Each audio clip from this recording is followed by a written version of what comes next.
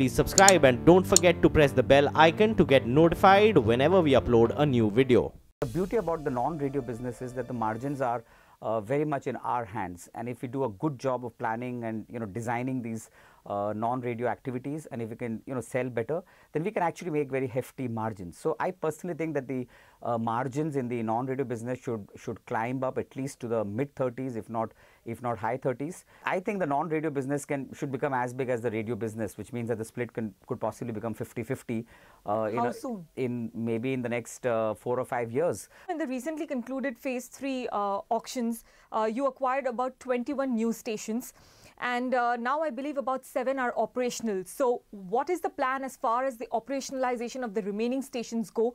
October or November, we should be done with the whole lot. So we are 7 down and 14 more to go in the second batch. And how much incremental revenues will come from the new stations that you have launched? And typically, where do you see their break-even point? Yeah, so these are, like you said, mostly in tier 2, tier 3 cities, with a couple of exceptions maybe, and therefore their revenue potential is not really all that high. I would imagine that each station would probably do about 1 crore of rupees in a year to begin with, and then as the time goes by, they might increase from that point on. So put together, they would not add too much to the revenues of the company, but these stations are still important for another reason, and that is that they strengthen the network, the existing network in the states in which these stations are located. Now, you asked a question about the break-even point, and I frankly don't expect the break-even to be any different than 4 or 5 quarters, which is what we delivered even in the first batch. Last year, you took a very important step, which was to cut down on your ad volumes, and you cut it down by about 15%, which led to an effective rate increasing by about 5.5%.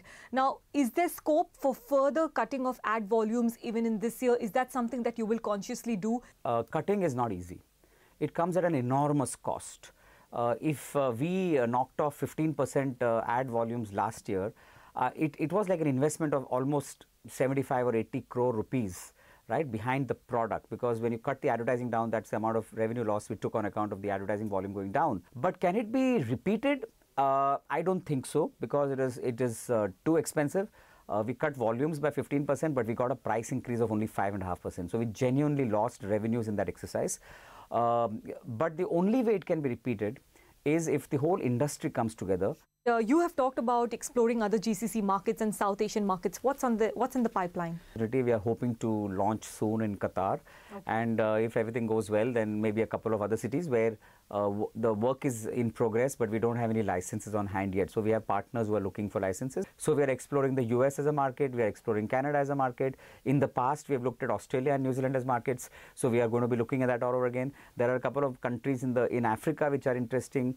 But remember, all of them will not be FM, right? So we might choose a different entry vehicle in each country, but because there is a huge demand and because revenue is there in these markets, we are going to be looking at an aggressive strategy of expanding overseas.